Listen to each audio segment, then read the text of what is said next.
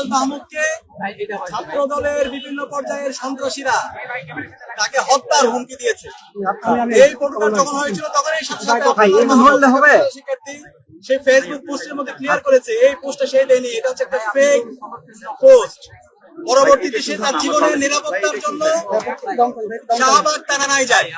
শাহবাগ থানায় গিয়ে সে জিডি করতে যায়। থানায় আমাদেরকে নিরাপত্তা দেওয়ার কথা, যেই পুলিশ নাগরিকদেরকে নিরাপত্তা দেওয়ার কথা, আজকে সেই পুলিশের সামনে, সেই শাহবাগ থানায় ওসির সামনে, পুলিশের সামনে এই যারা জিডি করতে গেছে এবং তার যারা সহযোগী আমাদের ডাকসুর এবং হল সংসদের যারা গিয়েছে তাদের উপর বেদরক তার উপর হামলা হয়েছে।